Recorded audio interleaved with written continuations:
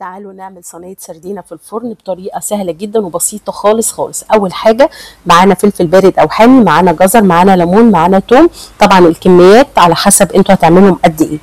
في الخلاط هجيب طبعا الجزر هقطعه شرايح، وهحط التوم، وهحط الفلفل البارد أو الحامي زي ما تحبوا، وهحط واحدتين من الطماطم، وهقطع طبعا كله، وهحط نص كوبايه من الميه علشان بس الخلاط يلف. ما ننساش طبعا عصير الليمون، السردينه بتحب عصير الليمون. بعد كده هاخد الكلام ده كله اضربه في الخلاط كويس جدا جدا. وبعد ما ضربته في الخلاط جهزت طبعا 3-4 بصلات و3-4 حبات من البطاطس.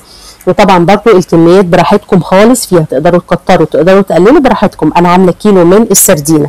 طبعا جبت السردينه اختصارا لوقت الفيديو علشان طبعا النت عندكم ما يخلصش بسرعه.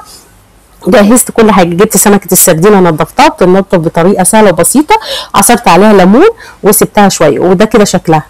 حطيت عليها ربع الخليط اللي ضربته في الخلاط وركنتها على جنب، سبتها نص ساعه. بعد نص ساعه طبعا هجيب صينيه فيها طبعا البطاطس والبصل. قطعت البصل حلقات سميكه شويه وفرطتها من بعضها، وقطعت برده البطاطس حلقات بحجم سنتي ونص 2 سنتي. هجيب برده قرنين فلفل باردين او حاميين، 3 حبات من الطماطم، والكميات ليكوا فيها مطلق الحريه بالمنظر ده كده. وهجيب باقي الخليط هحطه على البطاطس. اهم حاجه البطاطس يبقى ارضيتها فيها شويه ميه كده مش كتير علشان السمك ما يزفرش.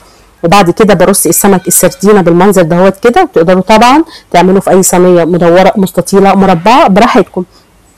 الفرن بتاعي في الوقت ده قاعد على اعلى درجه حراره. بتدخل الفرن السردينه من الحاجات اللي مش بتاخد وقت، نص ساعه ماكسيموم بتلاقيها خرجت وجميله. تقدروا تاكلوها بعيش. طبعا للتلميع دلقت كده ربع كوبايه من الزيت، يعني معلقتين 3 بس، تقدري تحطيهم وتقدري تشيليهم. حطيت طبعا على الوش قرنين فلفل. وطبعا بعد ما بتخرج من الفرن ببتدي كده اقطع عليها شويه بقدونس، بصل اخضر، طبعا براحتكم تماما. وبس كده. وزي ما بقول لكم تقدروا تعملوا جنبها شويه رز ابيض تاكلوها بعيش.